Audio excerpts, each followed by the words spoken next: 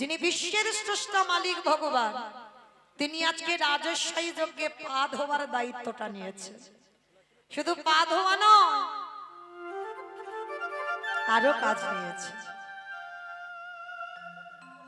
এই যে ভগবান শুধু পা ধোয়াচ্ছেন, আর একটা কাজ কি করলো না, যত যত ভক্ত এসে বাবা প্রসাদ পেয়েছিল, আমার কৃষ্ণ দয়াময় ওই প্রসাদের পাত্রগুলো নিজের হাতে তুলে নর্দমায় ফেলেছিল।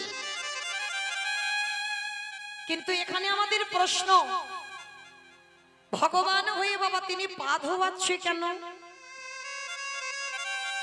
কি বাবা, ভগবান তো সাধারণ কোনো মানুষ নয়। সে মনে করলে একটা সেকেন্ডে পৃথিবীটাকে লয় প্রলয় করে দিতে পারে। তাহলে সেই ভগবান আজকের পা ধোয়ার দায়িত্বটা নিয়েছে কেন? এমনি এমনি পা ধোয়ালো না বাবা। কেন পা ধোয়ালো জানো? যুগ ধর্ম প্রবর্তক নাম সংকীর্তন, চারি ভাব ভক্তি দিয়া নাচাইন ভুবন, আপনি ভক্ত ভাব করি অঙ্গীকার, আপনি না করলে ধর্ম জীবের শিখানো না যায়, আপনি আচরি ধর্ম জীবের শিখাই, এই তো সিদ্ধান্ত গীতা ভাগবতে গাই। এই মতো কলিকালে প্রথম সন্ধ্যায় অবতীর্ণ হলেন কৃষ্ণ, আপনি নদী আয়। তাহলে বিশ্বের শ্রেষ্ঠ মালিক ভগবান আজকে নিজে আচরণ করে জগৎকে শেখালো, ওরে জগৎ আমি নিজে ভগবান হয়ে ভক্তদের চরণ ধোয়াচ্ছি, তোরাও আমাকে দেখে শেখ। বাড়িতে যদি গুরুজন আসে, সবার আগে মা পা ধোবার ব্যবস্থা করতে হবে। আগেকার দিনের নিয়মগুলো ছিল, আর এই আমাদের মতো মেয়েরা বাবা আমরা সব গন্ডগোল করে ফেলবে, বিশ্বাস করতেই চাই না। কিন্তু যে কজন আছেন চরণ ধরি আমি বলে যাই, চেষ্টা করবেন বাবা, বাড়িতে যদি গুরুজন আসে সবার আগে নিজের হাতে তাদের চরণ যুগল একটু ধৌত করে দেবে। অনেক মায়েরা প্রশ্ন করবেন, মৌমিতা সাধুগুরু বৈষ্ণব যদি না পাই, গুরুদেব দেহ রেখেছেন, গুরুদেবও বেঁচে নেই, তাহলে তাদেরও ব্যবস্থা করেছেন ভগবান। কি করেছে জানো? যদি যাদের ঘরের বাবা মা জীবিত আছে বা শ্বশুর শাশুড়ি জীবিত আছে, যারা হারিয়ে ফেলেছো বাবা, মরার আগের দিন পর্যন্ত কাঁদলে তো আর পাবো না। যাদের আছে বাবা মা বা শ্বশুর শাশুড়ি, চেষ্টা করবে, আমার কথা নয়,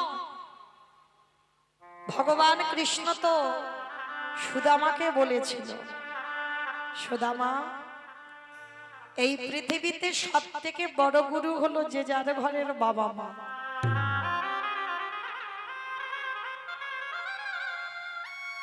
তারপরে গুরু হলো শিক্ষা গুরু, দীক্ষা গুরু, তারপরে গুরু হলাম আমি ভগবান। কই একবারও তো আমার কৃষ্ণ বলেনি সবার আগে আমি বড় গুরু? বাবা যে বড় হয় সে কোনোদিন মাথা তুলে বলে না আমি বড়। সমাজ যদি তাকে বলে বড় তো বড়। আর দেখবেন বাবা, বড় যদি হতে চাও সবার আগে বাবা ভক্ত পদতলে লুটিয়ে যায়। যেমন ভক্তদের চিনবে কি করে, ভগবান চিনবে কি করে? ভগবান চিনবে চরণে, আর ভক্ত চিনবে নয়নে।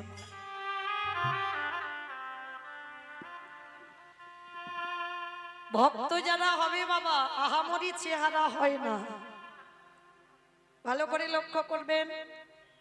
শ্রীরূপ সনাতন ভট্ট রঘুনাথ শ্রীজীব গোপাল ভট্ট দাস প্রভু, এই ছয় গোসাইয়ের পরিচরণ বন্ধ, যাহা হইতে বিঘ্ন নাশ অভীষ্ট পুরো। নামাচার্য হরিদাস ঠাকুর চেহারাগুলো দেখেছি। ভক্ত যদি হও তোমার রুগ্ন শুকনো দেহ হবে, সদাই কৃষ্ণ নামে নয়ন ভিন্ন।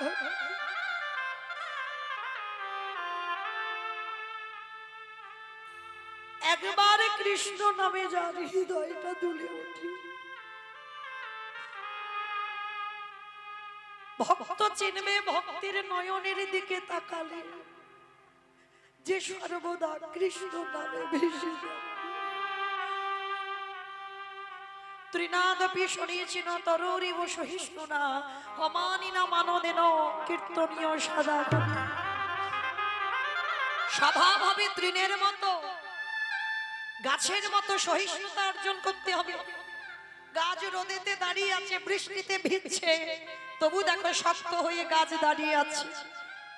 একটুখানি অক্সিজেন, কোনো মানুষ যদি অসুস্থ হয় একটুখানি অক্সিজেনের দাম কত, আর ওই গাছপালা দেখো আমাদের কত কত অক্সিজেন দেয়, তবু আমরা মূর্খ জীব, আমরা সেই গাছের ডালপালা ছিটে দিই।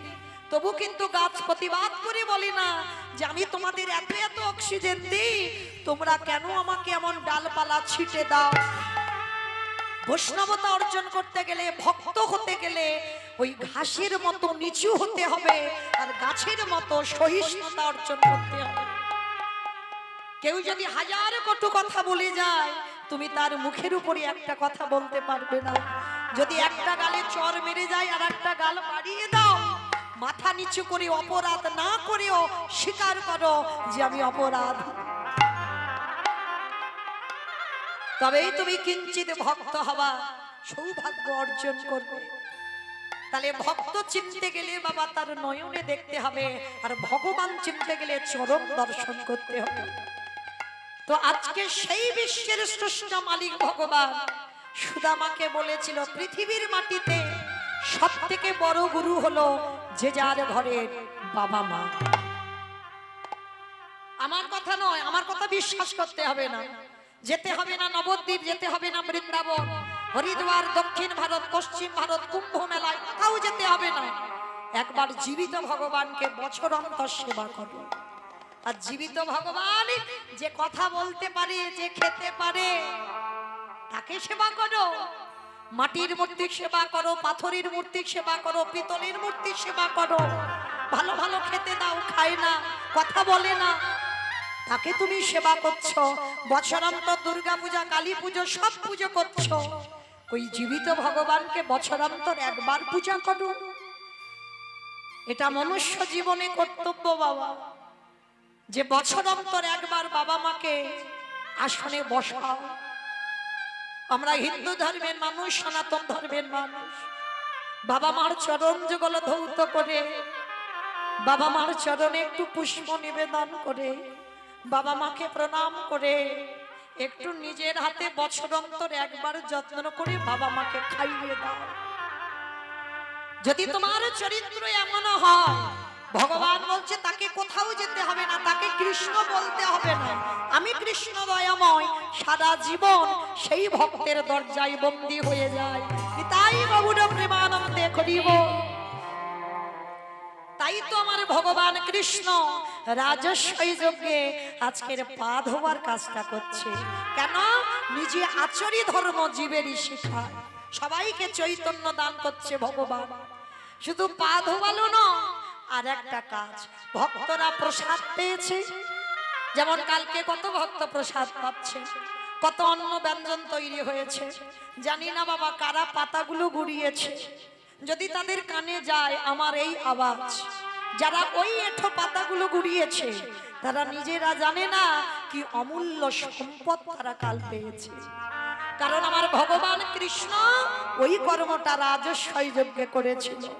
শুধু পাতাগুলো ফেলেনি, আরো একটা কাজ করেছিল। যেখানে পাতাগুলো ফেলছে না, ভক্তরা প্রসাদ পেয়েছে, এঁঠোগুলো পাতাতে লেগে আছে, কৃষ্ণ দয়াময় আড়ালে গিয়ে ওই পাতা থেকে এঁঠো তুলে কৃষ্ণ আমার সারা গায়ে মাখছে। তাই বাবুরা হরি বল, হরি বল, হরি বল।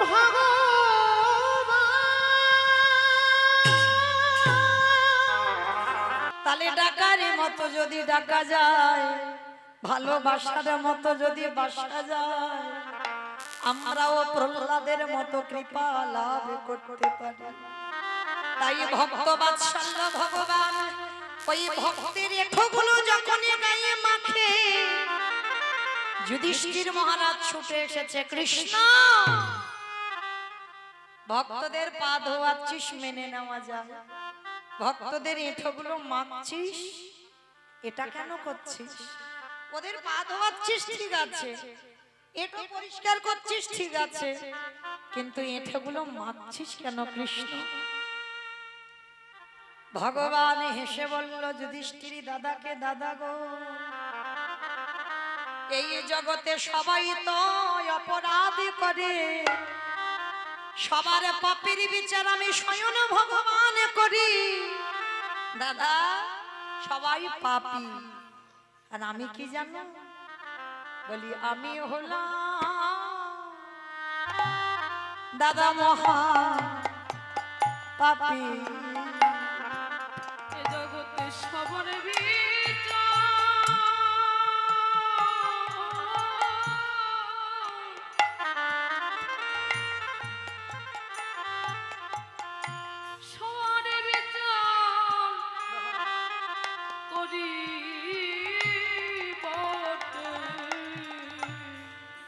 আমার মতো পাপী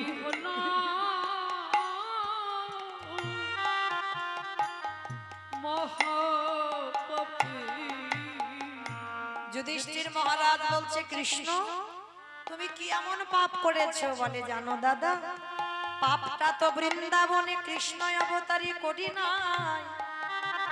তাহলে কবে করেছিলে? ত্রেতা যুগে রামচন্দ্রের অবতারে, যেদিন রাম অবতারে 14 বছরের জন্য বনবাসী হলো। হরি বল। বাবা একজন দাস ছিল, কে গো? হনুমান, তাই না? এইটা হনুমানের মৃত্যু উপলক্ষে অনুষ্ঠানটা হয়। বেশ, তাহলে তো একটু বলতেই হয় বাবা। এই হনুমান দাস কিন্তু রামচন্দ্রের প্রথম ছিল না। হনুমান দাস ছিল বাবা সুগ্রীবের। ভালো করে যারা রামায়ণ পড়বেন, রামায়ণ জ্ঞানী, ভালো করে দেখবেন, রামচন্দ্রের দাস নয়, সুগ্রীবের দাস ছিল। হ্যাঁ, তাহলে সুগ্রীব পাঠিয়েছিল রামচন্দ্রকে দেখভাল করবার জন্য।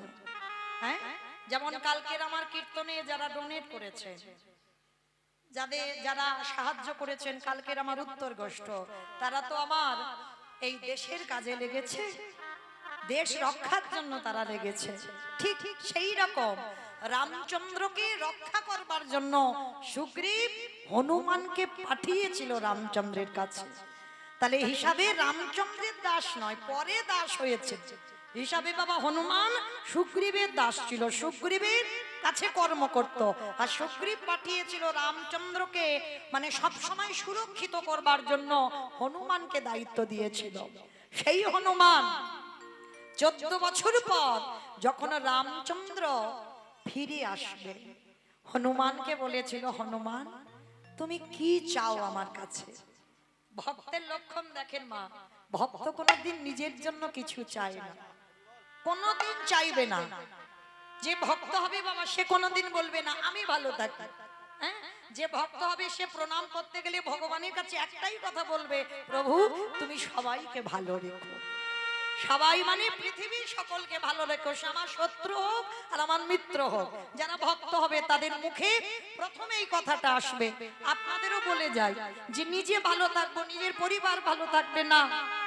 যে জগতের জন্য কাঁদে, যার হৃদয় জগতে সবার জন্য কাঁদে, তবেই তুমি মানুষ। তার রামচন্দ্র যেই না বলেছে, হনুমান আমি তো অযোধ্যায় ফিরে যাব, 14 বছর হয়ে গেলে তুমি কিছু তো চাও। হনুমান কেঁদে বলেছিল, হে রাম দয়াময়, যদি একান্ত তোমার কিছু দিতেই হয় বলো কি চাও? তুমি একবার আমার মাকে দর্শন দাও। সন্তান কেমন হওয়া উচিত দেখেন বাবা, হনুমানের কাছ থেকে শিখে নেন। বলছে আমার মাকে দেখা দাও। আমার মা অঞ্জনা বসে বসে কাঁদে, কারণ হনুমান যখন রামচন্দ্রের সেবক হলো তারপর থেকে অঞ্জনা মার সঙ্গে সাক্ষাৎ হয়নি। অঞ্জনা মা কেঁদে কেঁদে একেবারে অন্ধ, চোখে দেখতে পাই না। আজকের হনুমান বলল, তাহলে কৃপা যদি করতে হয় তুমি আমার মাকে কৃপা করো। বেশ হনুমান, তোমার কথা শিরোধার্য, আমি তোমার মাকেই কৃপা করব। রামচন্দ্র অঞ্জনা মার কাছে গেছে, অঞ্জনা মার কাছে গিয়ে ডাকছে মা। অঞ্জনা মা তো চোখে দেখতে পাই না, চারিদিকে হাঁচা করে আসছে কে কে আমায় মা বলে ডাকলো। এমন হৃদয়ে জুড়ানো মা ডাকতো কোনোদিন আমায় কেউ ডাকেনি। কে রে বাবা তুই? রামচন্দ্র গিয়ে একেবারে সাষ্টাঙ্গে অঞ্জনা মার চরণে রামচন্দ্রের মাথা। ভালো করে দেখেন মা, যিনি বিশ্বের শ্রেষ্ঠ মালিক ভগবান, তার মাথাটা পড়েছে অঞ্জনা মা একটা বানরীর চরণে। যেই না মাথাটা পড়লো, পরশ মনের পরশে যদি লোহা সোনা হয়ে যায়, আরে আমার গোবিন্দ পরশে না জানি জগতে কি না হয়। অঞ্জনা মায়া মা ওই রামচন্দ্রের সর্বঙ্গে হাত বুলায়ে বলে উঠল, হেরে বাবা বল বল মা, হনুমান এলি কিনা?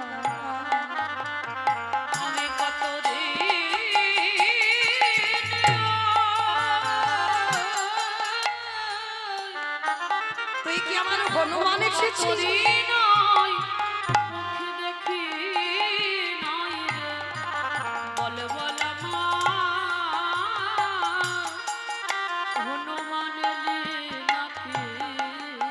কিন্তু ওরে খোকারে,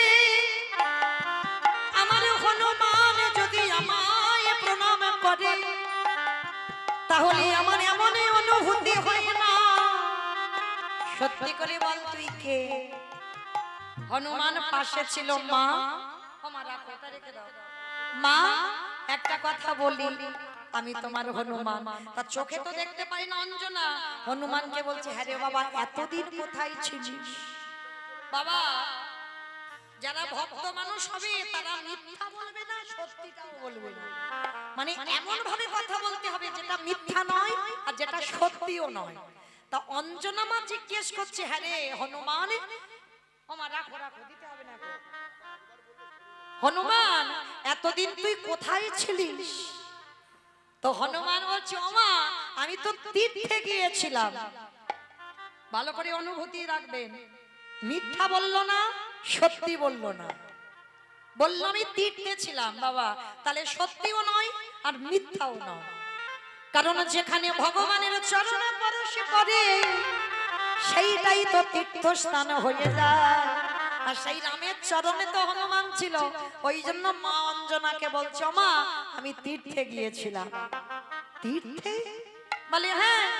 বলে হ্যাঁ রে হনুমান, আমার অনেক দিনের ইচ্ছা, আমি তীর্থ ভ্রমণ করব, আমাকে একটু তীর্থে নিয়ে যাবি? তা হনুমান হেসে বলছে, ওমা মা তীর্থে নিয়ে যাব না, আমি তীর্থ তোমার কাছে এনে হাজির করব। এই তীর্থ কোনদিন হাঁটতে পারি? তীর্থ তো একটা জায়গাকে বলে। বলে তুমি কিছু জানো না, তীর্থ জায়গাকে বলে না, যার চরণ পরশে তীর্থ হয়ে যায় সেই চরণ আমি তোমার কাছে নিয়ে আসব। হনুমান তোর এই কঠিন ভাষা বুঝতে পারছি না, দেখবি তীর্থ তোমার কাছে আনবো।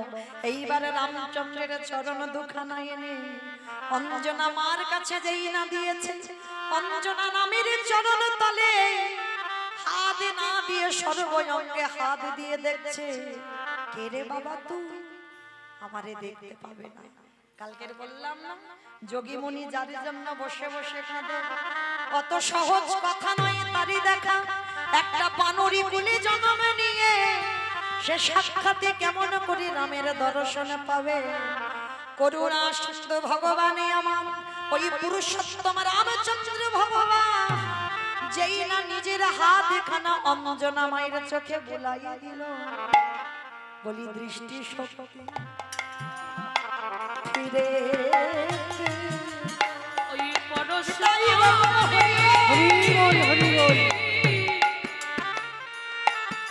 ওই পরশ মনির পরশ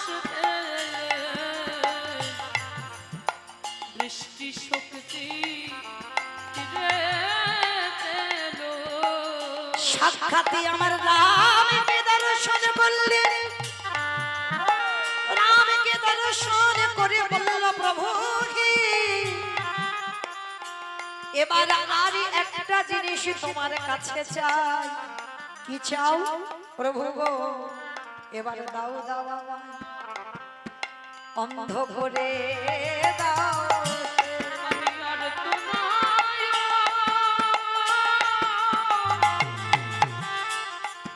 আমি আর তো নয়ন চাই না প্রভু, আমায় দাও দাও অন্ধ করে দাও। রামচন্দ্র বললেন মা, তুমি তো সবে দৃষ্টিটা পেলে আবার অন্ধ হতে চাইছো কেন? ওরে রাম রে, যে নয়নে একেবারে প্রভুর চরণ দর্শন হয়ে যায়, সেই নয়নে আর বাচ্চাকে জগতের কিছু দেখতে ভালো লাগে না। তাই আমি আর জগতের কিছু দেখতে চাই না। অমূল্য সম্পদ যখন এই নয়নে দর্শন করলাম, আমি সারা জীবন অন্ধ হয়ে থাকবো। হরি আমি আর তো নয়,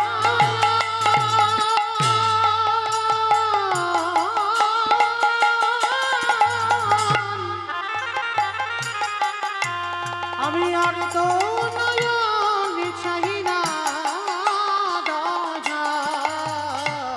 আমি সারা জীবন অন্ধ হয়ে থাকবো। সেই রামচন্দ্রকে টেনে এনেছিল হনুমান। আর এই হনুমান কত বড় ভক্ত ছিল জানো? ওই হনুমান নবদ্বীপে কে বাবা? মুরারি গুপ্ত। হরি বল মুরারি গুপ্ত। কারণ এই মুরারি গুপ্ত মহাপ্রভুর চিকিৎসক। মানে আমাদের যেমন দেখবেন ধরাবাঁধা একটা করে ডাক্তার থাকে না, মহাপ্রভুর একটা ডাক্তার ছিল যিনি হচ্ছেন মুরারি গুপ্ত। আর এই মুরারি গুপ্ত মানে গাছগাছরার ওষুধ দিত, আয়ুর্বেদিক চিকিৎসা করত। মহাপ্রভুর থেকে অদ্বৈত আচার্য যেমন 52 বছরের বড়, মুরারি গুপ্ত ছিল 20 বছরের বড়। আর এই মুরারি গুপ্ত একেবারে জন্ম থেকেই বাবা রামচন্দ্রের ভক্ত ছিল। একটা কথা বলি মা, আমরা অনেক এখানে মানুষ আছি, কখনো কালী সেবা করি, কখনো কৃষ্ণ সেবা করি, কখনো নিতাই গৌর সেবা করি, কখনো শিব ঠাকুরের সেবা করি। মানে যখন যেটা মনে হয় আমরা তখনই সেটা সেবা করি। ওটা নয়, ভালো যদি বাঁচতে হয় একজনকে ভালোবাসো। 10 জনের ভালোবাসা এটা ভালোবাসা বলেন। হ্যাঁ, ভালো একজনকে বাঁচতে হয়, সেটা মুরারি গুপ্ত শিখিয়েছে। তা এই নিমাই তো ছোটবেলা থেকে বাবা একেবারে নাস্তিক। মানে বৈষ্ণবদের সহ্যই করতে পারতো না। হ্যাঁ, যদি বৈষ্ণবরা হরিনাম করতে করতে রাস্তা দিয়ে যেত, ওই নিমাই কি করতো জানো? তাদের পিছন থেকে ওই পিছনের কাঁচাটা টান দিয়ে খুলে দিত। মানে বৈষ্ণবরা যদি হরিনাম করতো, ওই ছোট্ট নিমাই এত দুষ্ট ছিল, ওই গুরুজনদের গায়ে বাবা প্রস্রাব পর্যন্ত করে দেয়। মানে এত বদমাশ ছিল। কৃষ্ণ ভক্ত তো তখন হলো যখন বাবার জন্য গয়ায় পিণ্ডদান করতে গেল ঈশ্বরপুরীর কাছে। যখনই দীক্ষা মন্ত্রটা নিল, তারপরেই তো কৃষ্ণ প্রেমে বিভোর।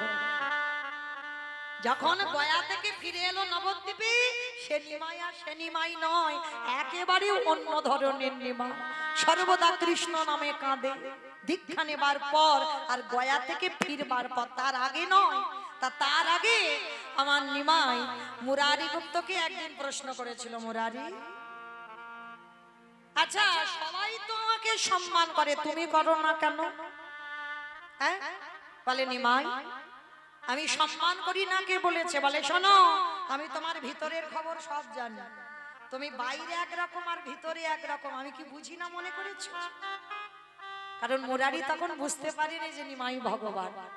যেই না বলেছে বাইরে একরকম আর ভিতরে একরকম, কারণ বাইরে হরিনাম করতো ঠিক মুরারি, কিন্তু ভিতরে তো আমার রামচন্দ্রের সেবক, রাম ছাড়া কিছু জানতো না। ওই জন্য যেই না নিমাই বলেছে তুমি বাইরে এক আর ভিতরে এক, সঙ্গে সঙ্গে মুরারির মনটা কেঁপে উঠেছে। এ ছেলে জানলো কি করে? আমি ভিতরে যে কাকে সেবা করি সেটা আমি ছাড়া তো কেউ জানে না, এ ব্যাটা জানলো কি করে? তাহলে তো একদিন জানতেই হয়। এ কি করে জানলো আমার খোলের খবর? জানতে হয়। যখন বাবা গয়া থেকে ফিরে এসে উন্মাদ হলো, তখন তো বুঝতে পেরেছিল নিমাই হলো কৃষ্ণ। তা আজকের সবাই নিমাইকে ভগবান রূপে প্রণাম করে, কিন্তু মুরারি গুপ্ত কোনোদিন করে না। 20 বছরের বড় বলে নয়, যেমন অদ্বৈত আচার্য তো 52 বছরের বড়, তবু প্রণাম করে নিমাইকে। কেন? নিমাই ভগবান, বিশ্বের স্রষ্টা মালিক, সবাই নবদ্বীপে প্রণাম করে, কিন্তু মুরারি গুপ্ত একদিনের জন্য প্রণাম করে। একদিন আমার নিমাই প্রশ্ন করেছিল, মুরারি সবাই প্রণাম করে, তুমি তো কোনোদিন আমাকে প্রণাম করো না। মুরারি কত জোরে করে বলল, হে দয়াময়, একান্ত যদি আমার প্রণাম তুমি গ্রহণ করতে চাও, তাহলে ওই রূপে দাঁড়ালে হবে না, তুমি একবার রাম হয়ে দাঁড়াও দেখি। তাই গৌর হরিব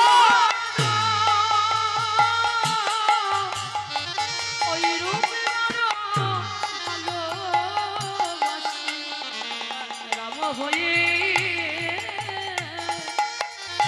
দাঁড়াও দেখি। তো মহাপ্রভু তো চমকে উঠেছে, মুরারি আমি কলিযুগের নিমাই, আমি রাম হব কি করে? ঠিক আছে, হবে না তো তাহলে আমার প্রণাম তুমি পাবে না। দয়াময়, এই দেহ মন প্রাণে জীবন যৌবন আমি রামের চরণে অর্পণ করলাম, আর একবারে যদি দেহ কারোর প্রতি সমর্পিত হয়ে যায়, আরে যে আমি এই দেহ কাউকে দুটো হাত দিয়ে প্রণাম করতে পারি না, কারণ এ প্রণাম আমার রামের জন্য, এ প্রণাম আমি তোমাকে করতে পারি না। সেই নিমাই মুরারি গুপ্তর বাড়িতে গিয়ে বলল, মুরারি গো, তোমার প্রেমে ভালোবাসায় আমি বড় সন্তুষ্ট হলাম, তাই আমি কথা দিলাম ওই মুরারির ঘরের সামনে যেই না বেদির উপরে আমার মহাপ্রভু দাঁড়িয়েছে, মুরারি চরণ তলে বসেছে, যতক্ষণ না তুমি আমার তীর ধনুক নিয়ে দাঁড়াবে ততক্ষণ আমি প্রণাম করব না। এইবার ভক্ত বাৎসল্য ভগবান ভক্তের ওই আর্তনাদ সইতে না পেরে ওই মুরারি গুপ্তের দরজার সামনে আমার ভগবান তেমন ভাবে আজ দাঁড়াইলো। হরিবা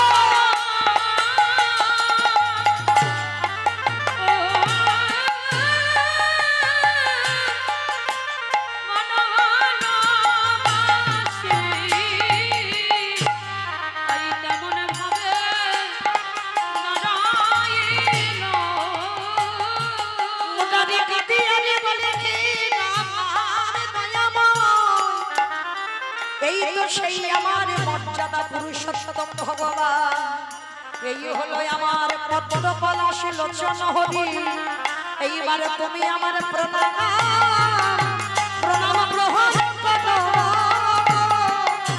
তাই গৌর হরি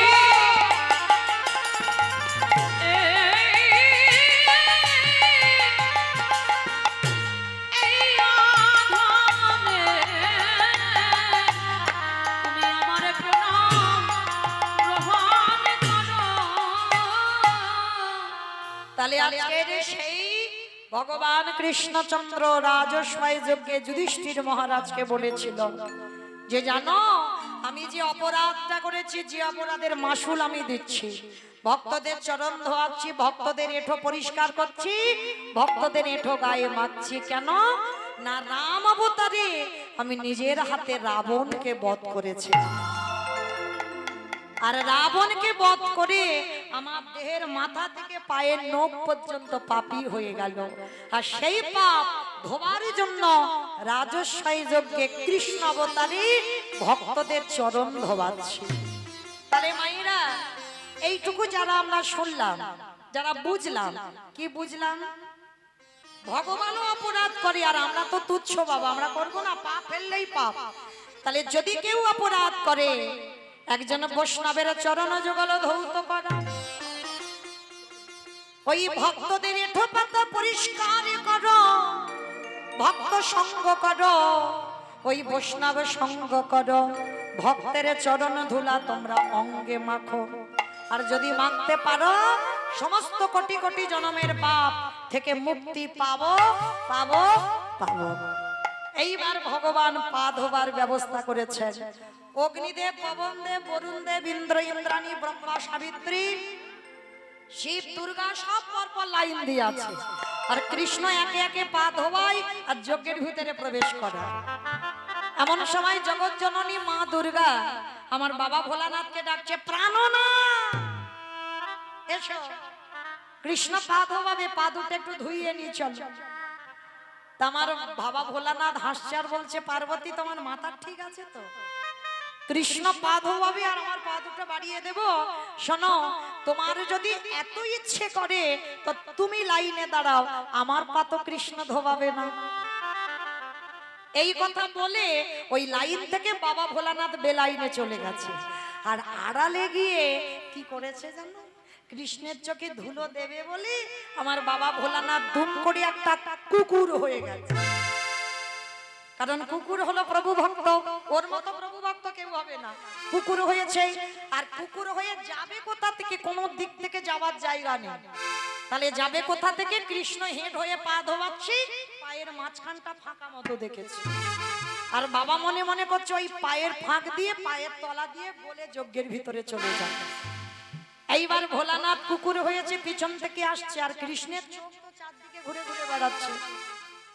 কি বাবা, আমি কীর্তন করছি, আমি একটু উপরে দাঁড়িয়ে আছি ঠিক কথা, কিন্তু কে কীর্তন শুনছে, কে শুনছে না, কে গল্প করছে, কে হেসে যাচ্ছে, আবার কে বসে বসে আমি দেখতে পাচ্ছি না। কিন্তু মা, আমি দেখতে না পেলে কি হবে? যে বেটা ওই সিংহাসনে বাঁশিটা বাজাচ্ছে, কথা সোজা নয়, খাতা কলমে হিসাব করে সময় মতো পৌঁছে দেবে। তাইবার আমার ভগবান তো নিচু হয়ে দেখছে, বাবা ভোলানাথ কুকুর হয়ে পিছন থেকে আসছে। আর পিছন থেকে এসে বাবা সবে মাত্র কৃষ্ণের পায়ের ফাঁক দিয়ে মাথাটাকে,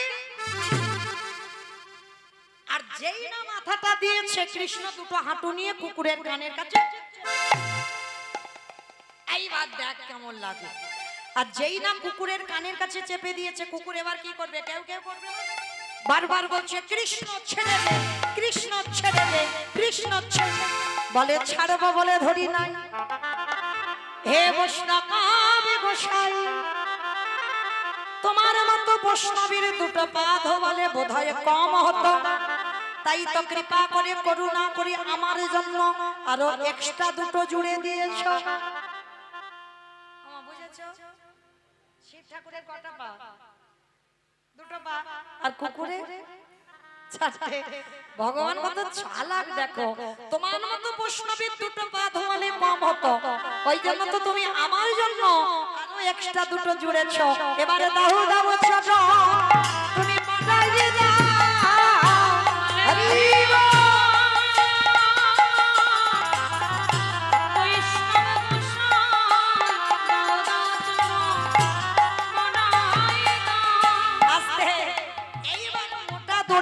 কুকুরটাকে বেঁধেছে, বাঁধলে কি হবে? কুকুরের চারটে পা শুধু ছটফট করছে। ভগবান মানে এবার পায়ের ব্যবস্থা করতে হবে। দাঁড়া, মোটা দড়ি নিয়ে কুকুরটাকে বেঁধেছে, আর যত বাঁধে শুধু ছটফট করে। ভগবান বলে দাঁড়াও। এইবার চারটে পা এক জায়গায় বেঁধে দিয়েছে, আর যেই না চারটে পা এক জায়গায় বেঁধে দেওয়া, আর কিছু করতে পারবে? সবার পা ধোয়াচ্ছে কৃষ্ণ ঘটিতে করে জল দিয়ে। আর কুকুর রূপী বৈষ্ণবের বেলা কি করেছে জানো? একটা কথা বলে যাই মা চরণ ধরে, যে যার পারে কর্ম করো, তোমার কর্ম যেন ভুল না হয়।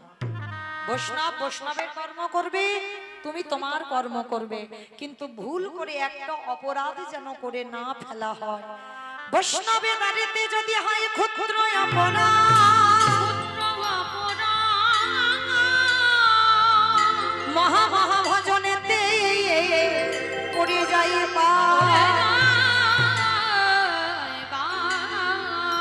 বৈষ্ণব দেখে যাবা নানময় মুন্ড,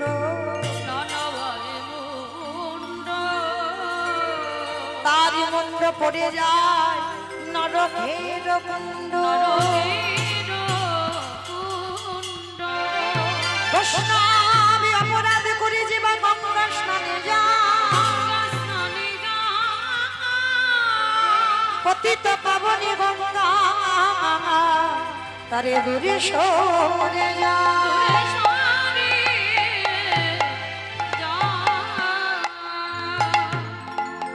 আজকের আমার ভগবান সেই বৈষ্ণবকে কোন জায়গা দিচ্ছে দেখেন।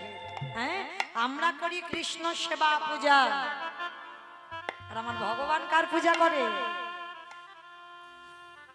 এই গো মায়ের শিব ঠাকুরের পূজা করে। হ্যাঁ, শিব ঠাকুরের ব্রত এই যে শ্রাবণ মাস, কি গো আর একটা সোমবার আছে তো আজকে, রাধে। তো যাই হোক, আজকের এই যে সোমবার আমরা পালনই করেছেন অনেকে, কিন্তু এই যে বাবার ব্রত যারা পালনই করেছেন, এই একটা মাস অনেকে সোমবার করেছেন, কিন্তু কেন করেছেন বলতে পারবেন? পারবেন না। কৃষ্ণ প্রেম ভক্তি লাভের জন্য। বাবার ভজন করা মানে কৃষ্ণ চরণ পাওয়া। কারণ বাবা তো আশুতোষ, অন্যান্য পূজায় অনেক কিছু লাগে, আর এ বাবার একটা কিছু তেমন বেশি কিছু লাগে না। হ্যাঁ, একটু দুধ, গঙ্গা জল, বেলপাতা, একটা বাতাসা হলেই হয়ে যাবে, আর কিছু লাগবে না। হ্যাঁ, তো এই বাবার চরণ সেবা করা কেন? বাবা তো বৈষ্ণব, আর ভগবান বলছে আমার থেকে আমার ভক্তকে যে বেশি ভালোবাসবে আমাকেই অচিরেই পেয়ে যাবে। তাহলে ভোলানাথের চরণ সেবা করা মানে ভোলানাথের কাছে একটাই বস্তু চাইবে, হে ভোলানাথ, আমার যেন তোমার মতো কৃষ্ণ প্রেম ভক্তি লাভ। হ্যাঁ, এর জন্য শিব ঠাকুরের ব্রত করা। তো আজকে সেই বাবা ভোলানাথের চরণ সেবা করছে আমার ভগবান। তাহলে ভগবান কতটা ভক্তকে ভালোবাসে। আর যখন ভগবান সবার পা ধোয়াচ্ছে ঘটিতে করে জল দিয়ে, আর ভোলানাথ রূপী কুকুরে চারটে চরণ বুকে নিয়ে কৃষ্ণের চোখের জলে চরণ ধোয়াচ্ছে, সেই সময় ভোলানাথ রূপী কুকুর বলল, কৃষ্ণ, আগত কলিযুগে আমি কথা দিলাম আমি আর শিব রূপ হয়ে যাব না। কি হব? আমি হব অদ্বৈত আচার্য মশাই। তুই আমার কৃষ্ণ নয়, তুই হবি নদিয়ার নিমাই চাঁদ। 12 বছর তুলসী ভাষায় আমি যখন তোকে আহ্বান করব, তুই নদিয়ার মাটিতে নামবি, আমি শান্তিপুর থেকে তোর সঙ্গে দেখা করতে যাব। আর এই যে রাজস্বাই যজ্ঞে তোর চোখের জল কুকুরের পায়ে পড়ল, এই কুকুর তোর কাছে ঋণী হয়ে গেল। এই ঋণ কলিযুগে শোধ করব। যেদিন তুই নিমাই হবি, যেদিন আমি অদ্বৈত আচার্য হব, যেদিন 12 বছর পর তোর সঙ্গে আমার সাক্ষাৎ হবে, তোর থেকে আমি 52 বছরের বড় হব, যেদিন দুজনে প্রথম মুখোমুখি হব, ওরে এমনি করে চলো আমি ধোবাইব।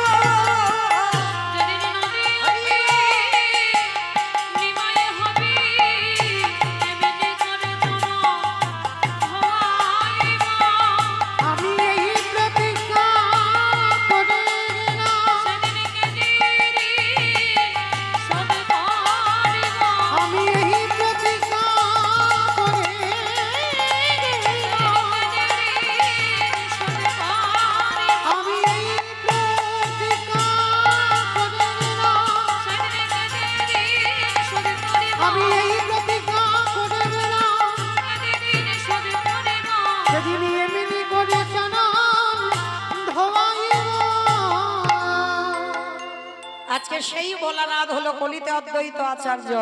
তাহলে ভগবান জগৎকে শেখালো আমি প্রকৃত ভক্ত বড় ভালোবাসি, আমি ভক্তের অন্য কিছু চাই না, আমি ভক্ত বড় ভালোবাসি।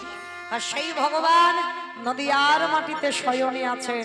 শ্রীবাস সঙ্গনে সারা রাত্রি কীর্তন করেছেন, আর করে বাবা একটু ভোর ভোর হব সেই সময় শয়ন করেছেন। কিন্তু মায়েরা এখনো কি আমার মহাপ্রভু ঘুমাচ্ছেন? কি গো মা, ঘুমাচ্ছে? এটা লীলা। কারণ ভগবান ঘুমাচ্ছে না, কারণ ভগবান কপট নিদ্রায় আছে। দেখি ভক্ত কি করে। আলসে অবসত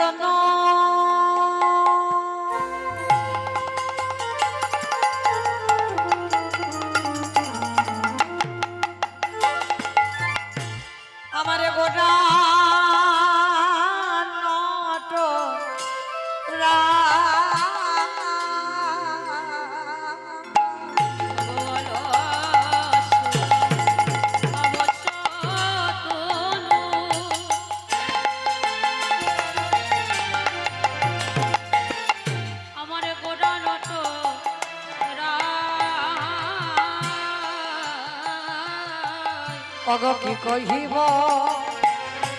অঙ্গ সভা কহনে না যায়।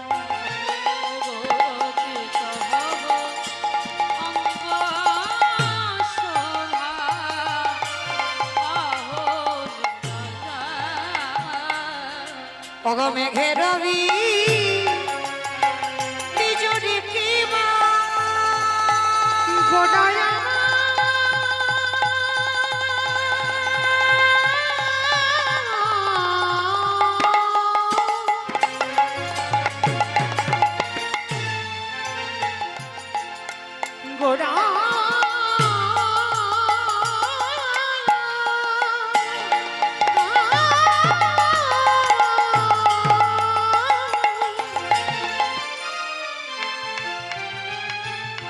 রানী গোরা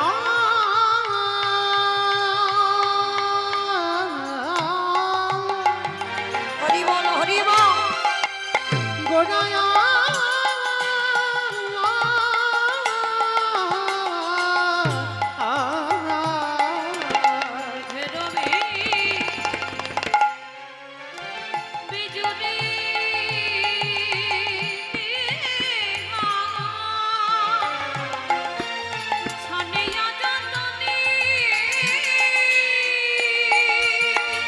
কত সুধা দিয়া বিধি কইল নির্মাণে।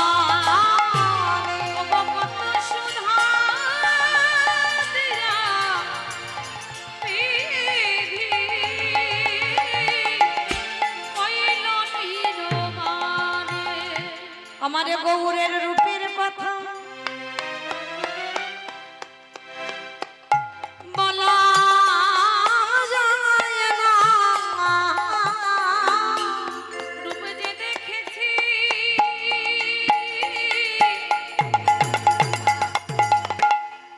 সেই তো জানে গৌরের রূপে কথা বলা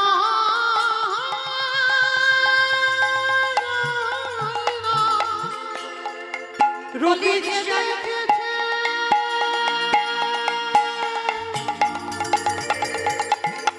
সেই তো জানে বলি যাই রে লীলা বলি হারি যা। সেই তো জানে ওরে রূপে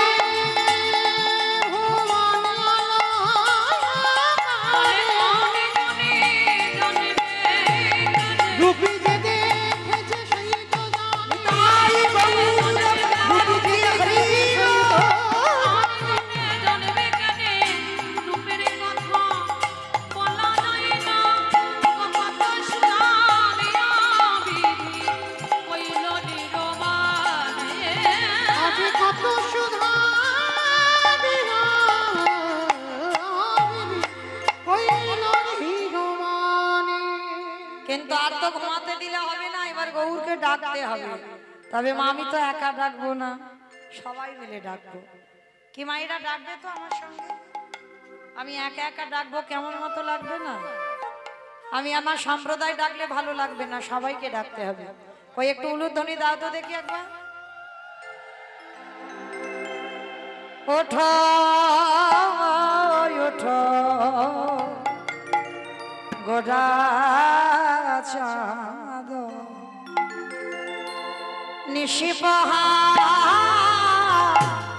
নিশিপহাইল। ওঠো ওঠো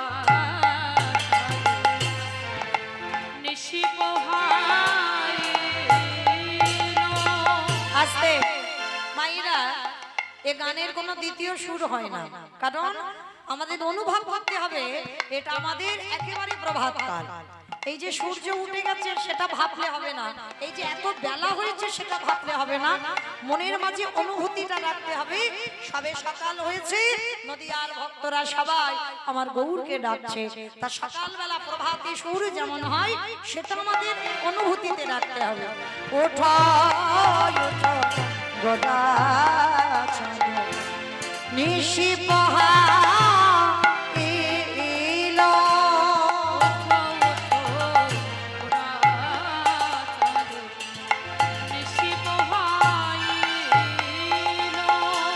নদিয়ার লোক সব জাগিয়া উঠিল।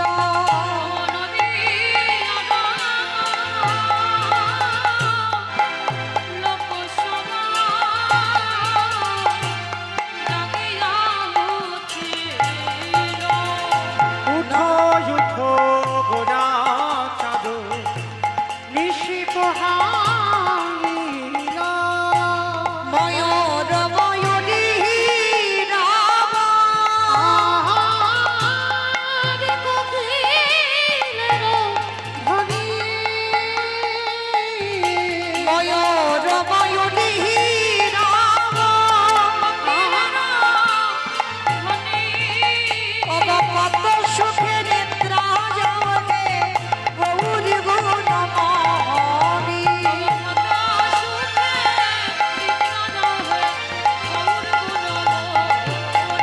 উঠো উঠো গোরা চাঁদ নিশি পোহাইল।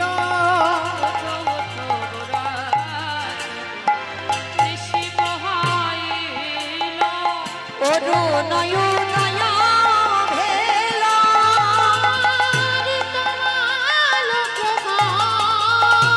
অরুণয় ভেল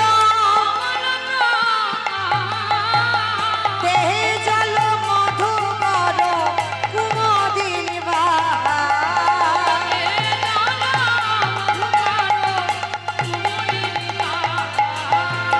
ওঠো ওঠো গোরা চাঁদ নিশি পোহাইল।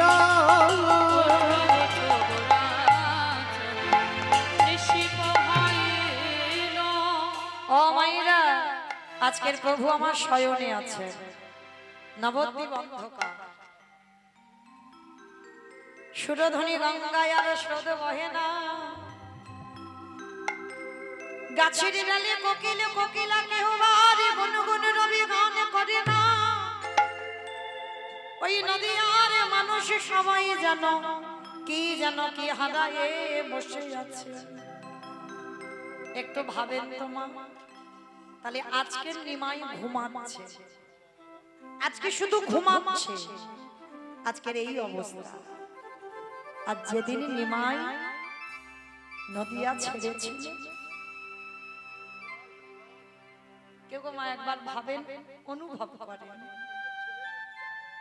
আজকের ঘুমিয়েছে শুধু, উঠবে, কিন্তু যেদিন সন্ন্যাসী হল আর তো কোনোদিন জন্ম ভিটাতে আসতে পারবে না, স্ত্রী বদন দেখতে পাবে না, তাহলে সেদিন নদিয়ার মানুষের পরিণতিটা কিছু জানো? এই বিষ্ণুপ্রিয়ার কথা একটু না বললে কম পড়ে যায়।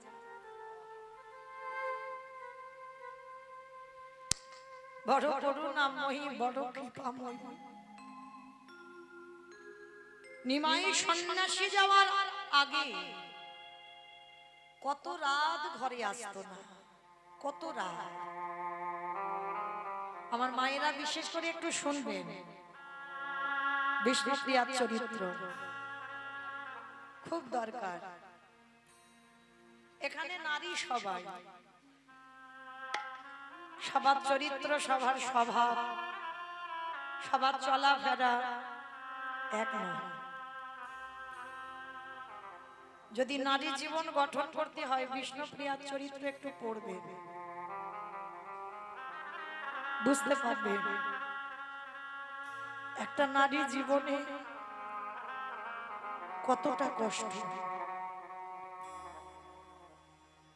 একটা বিয়ে করেছিল নিমাই নিজের ইচ্ছাতে লক্ষ্মীপ্রিয়া, আর বিষ্ণুপ্রিয়াকে বিয়ে করেছিল ওটা মায়ের ইচ্ছাতে। লক্ষ্মীপ্রিয়ার সর্পাঘাতে যখন মৃত্যু হলো, মার ইচ্ছাতে মাকে দেখবে বলে বিষ্ণুপ্রিয়াকে বিয়ে করেছিল। কিন্তু বিষ্ণুপ্রিয়া তো জানতো না যে তার এই সুখ বেশি দিনের জন্য নয়। যদি জানতো বাবা, তাহলে ওই গৌর রূপে নয়ন দিত না। যদি জানতো, সুরধনী গঙ্গায় জল আনতে গেল, গৌর রূপে নয়ন পড়ল, আর নয়ন পড়ে জীবন যৌবন মন প্রাণ দেহ তার চরণে সব দিয়ে চলে এলো। হাতের কলসি চলে গেল, হাতের কুম্ভ ভেসে গেল, দুটো নয়ন কুম্ভ ভরে বাড়িতে এলো। কিন্তু দেখভাল করার পর, দেখাশোনার পরে বিয়ে হলো বিষ্ণুপ্রিয়ার সঙ্গে। নিমাই যখন কৃষ্ণ প্রেমে ভাবিত হলো, আর তো সংসারে মন বসে না। দেখবেন বাবা, যারা একটু কৃষ্ণ নামে পাগল হয়, তাদের দেখলে মনে হবে একটু পাগল পাগল। তবে বাহ্যিক জগতের কোনো পাগল নয়। কৃষ্ণকে যারা ভালোবাসে, দেখলেই বোঝা যাবে তাদের একটু ভাব চলাফেরা একটু পাগল পাগল মতো।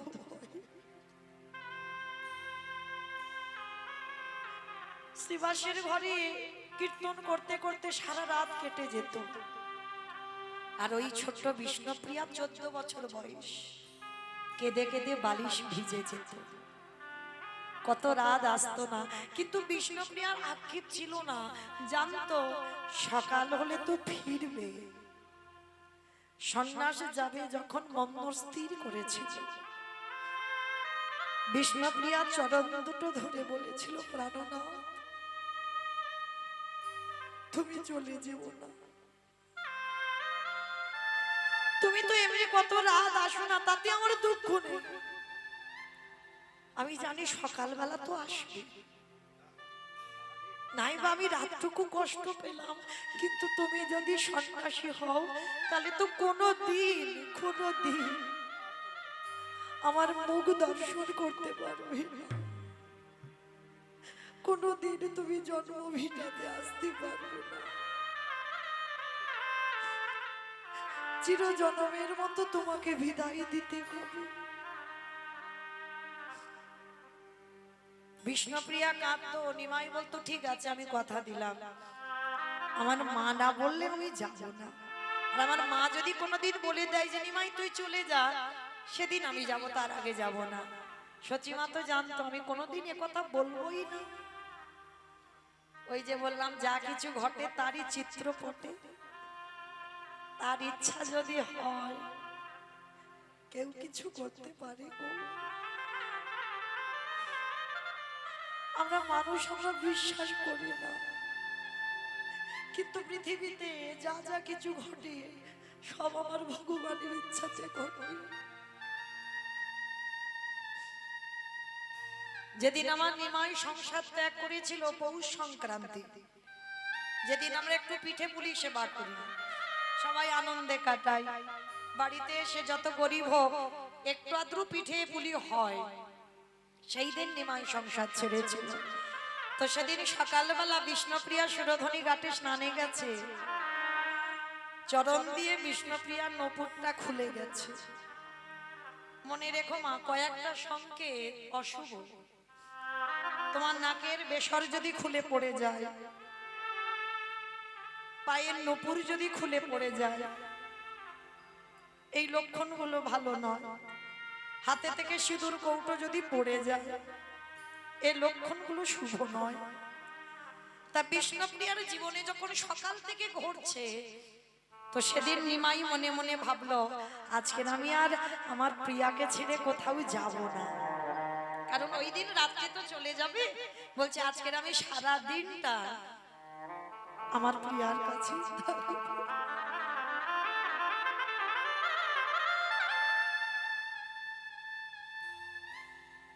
কি করে বুঝবে বিষ্ণুপ্রিয়া যে সেই রাত্রিটা তার জীবনের শেষ রাত? স্বামীর কাছে বলছে, জানো প্রাণো না, সকালবেলা স্নানে গিয়ে আমার চরণের নপুরটা খুলে গেছে, মনটা ভালো নেই, মনে হচ্ছে কোনো দুর্ঘটনা হবে, আমার নাকের থেকে নাকেরটা খুলে পড়ে গেল। নিমাই জানে কি ঘটবে, তবু বলছে দূর পাগল, ওটা হতেই পারে, কাল শেখরার কাছ থেকে আমি তোমার একটা ভালো নূপুর বানিয়ে দেব, তোমার নাকেরও একটা বানিয়ে এনে দেব, তুমি চিন্তা করো না। কিন্তু প্রিয়া তুমি এত কাঁদছো কেন? জানো প্রাণ না, আমি বুঝতে পারছি আমার হৃদয়টা যে বড় খালি হয়ে যাচ্ছে। মনে হয় পাছে যদি তোমারে হারিয়ে ফেলি। নিমাই মনে মনে করছে, প্রিয়া আমাকে তো যেতেই হবে, এই জগতের মানুষের কল্যাণের জন্য আমি আমার মাকে কাঁদাবো, আমার স্ত্রীকে কাঁদাবো, কিন্তু আমি সুখ না পাই, আমি জগতের জন্য, জগতের মঙ্গলের জন্য আমাকে সন্ন্যাস হতেই হবে। বিষ্ণুপ্রিয়াকে বলছে, প্রিয়া এসো, আজকে আমি তোমাকে নিজের হাতে একটু সাজিয়ে দিই। একটা কথা বলে রাখি বাবা, সেবা, এই সেবা সবার জন্য নয়। এই যে স্বামী স্ত্রীর সেবা, সেবা কাকে বলে?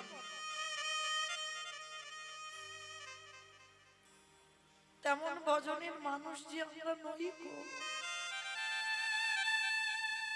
নারী শুধু ভোগের নয়, নারী সেবার, নারী ভজনের, নারী সাধনা। চণ্ডী ঠাকুর করেছিল রামের চরণ ভজন, জয়দেব গোস্বামী করেছিল মা পদ্মাবতীর চরণ সেবা, বিল্লমঙ্গল করেছিল একজন বারবনিতা পতিতা চিন্তামণির চরণ সেবা, শ্রী শ্রী রামকৃষ্ণ পরমহংসদেব করেছিল মা চরণ শারদার চরণ সেবা, বিবেকানন্দ করেছিল নিবেদিতার চরণ সেবা।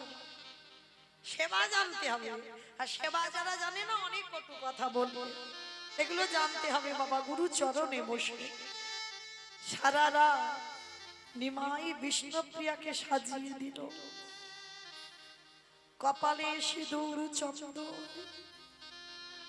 সিঁথিতে সিঁদুর, নয়নে কাজল, চরণে আলতা। নিজের হাতে নিমাই বিষ্ণুপ্রিয়ার চরণে আলতা পরিয়ে দিল। কি বাবা হবে সমাজে? পুরী বাবা স্ত্রীর পায়ে হাত দিতে নেই। যারা ভজন জানে, যারা সাধনা জানে, তাদের এগুলো বলতে লাগে না। নিমাই চরণে আলতা পরিয়ে দিল, চাপা ফুলের মালা দিয়ে খোপাতে পরিয়ে দিল, সারা রাত সাজিয়ে দিল। বিষ্ণুপ্রিয়ার নয়ন জলের হৃদয়টা ভেসে যাচ্ছে, কিন্তু ঘুমাচ্ছে না। না ঘুমালে আমি যাবো কি করে? বিষ্ণুপ্রিয়া যদি না ঘুমায় তাহলে যাবে কি করে নিমা? নিদ্রা দেবীকে স্মরণ করলো, নিদ্রা দেবী তুমি এমন করে নিদ্রা দাও যেন আমি প্রিয়াকে ছেড়ে যেতে পারি। যখন নয়নে ভর করলো নিদ্রা দেবী, বিষ্ণুপ্রিয়া ভয়ে কি করেছিল জানো? নিজের আঁচলটা নিমাইয়ের ওই ধটিতে আঁচলটা বেঁধে রেখেছে যাতে চলে না যায়। ভগবানকে কি বেঁধে রাখা যায়? কেউ যদি একবার চলে যাবে মনে করে, কারো সাধ্য নয় যে তুমি ধরে রাখতে পারো। যদি কেউ যাবে মনে করে তাহলে তুমি পারবে না ধরে রাখতে। ওই জন্য ভাবুকরা কি বলছে জানো? চলে যাই যদি বাঁধন ছিঁড়ে কাঁদিস কেন মন?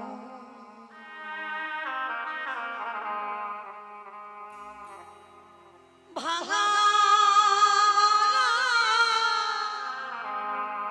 এই সংসারে আছে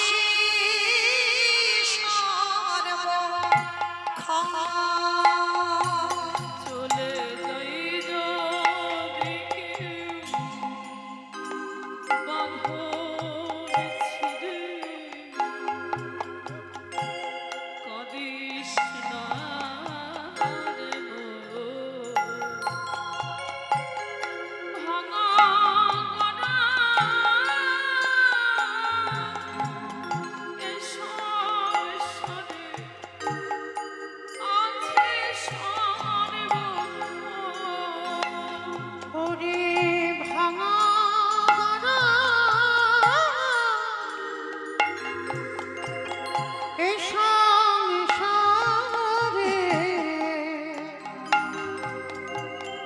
আছে সর্বক্ষণ। হাসির পরে কান্নায় আসে দুঃখের পরে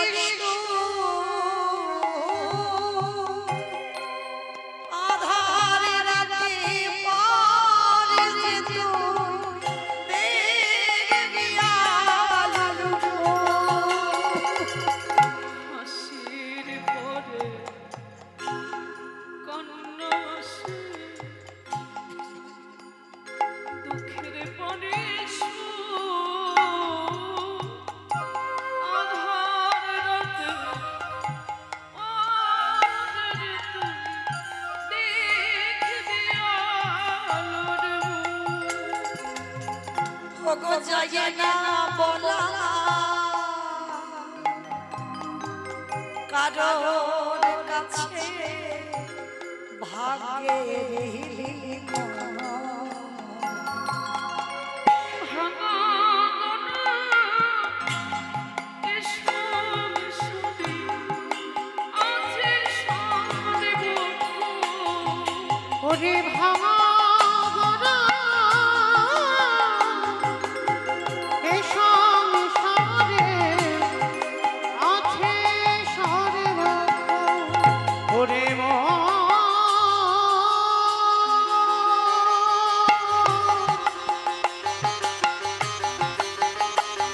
পাগলে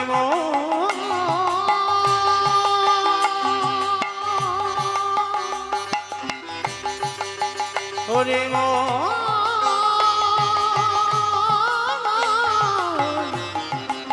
ওরে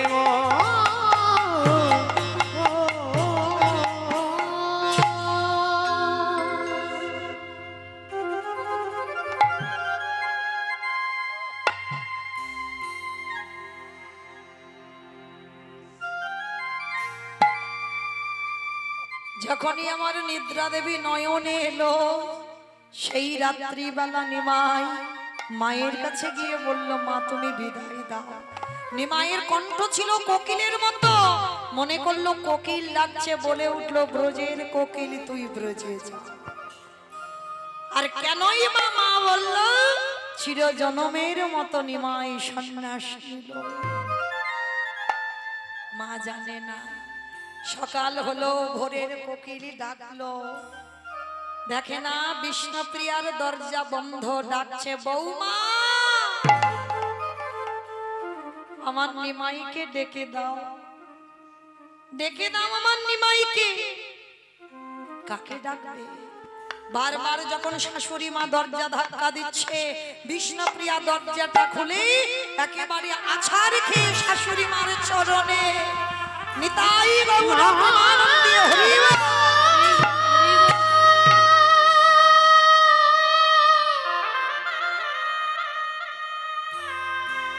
মাগো তোমার নিমাই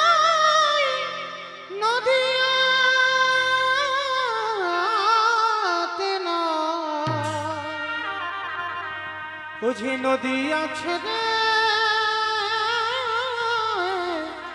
চলে গেছে। পাগলিনী হয়ে গেল মা, যাকে দেখতে পাচ্ছে তাকে ধরে বলছে বলো না আমার ছেলেটাকে দেখেছো? রাত্রিতে শয়নে ছিল গো, সকালবেলা থেকে দেখতে পাচ্ছি না। একটু অনুভব করবেন বাবা, নিমাই যদি আমাদের ঘরের ছেলে হতো, সে মায়ের দশাটা কি হয়? যে ছেলে রাত্রিবেলা ঘুমায়, সকালবেলা যদি আর দেখতে না পান, মা ডাক শুনতে না পান। বিষ্ণুপ্রিয়া সচিমার দশা দেখো, যাকে দেখছে বলছে বলো না গো তোমরা দেখেছো আমার ছেলেটা কি? আমার ছেলেটা কোন পথ দিয়ে গেছে আমি দেখতে পাচ্ছি।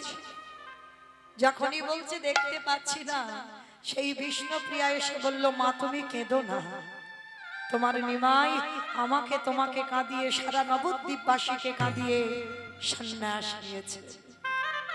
আর সেই সন্ন্যাস নেবার পর একটা দিন এসেছিল বাবা বিষ্ণুপ্রিয়ার কাছে। বিষ্ণুপ্রিয়া তাকাইনি, কারণ তাকালে কৃষ্ণ ভজন নষ্ট হবে। তাহলে ভালো করে বিচার করে দেখেন, এই বিষ্ণুপ্রিয়ার জন্যই কিন্তু নিমাইয়ের সন্ন্যাস, না হলে সন্ন্যাস ধর্ম থাকতো না, ভজন নষ্ট হতো। আর যাবার সময় নিমাই বলেছিল প্রিয়া আর কোনোদিন তোমার সঙ্গে দেখা হবে না, তোমার জন্য আমার ভজন সঠিক হলো, বলো তুমি কি চাও?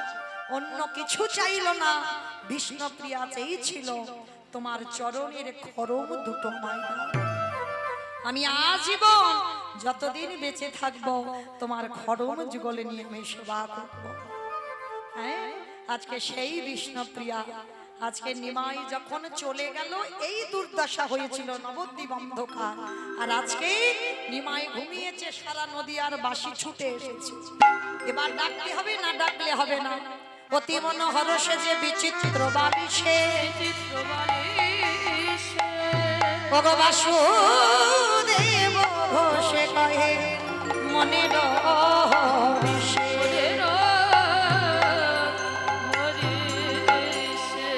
বাসুদেব ঘোষে কহে এইবারে লীলা প্রকাশ হলো। বাসুদেব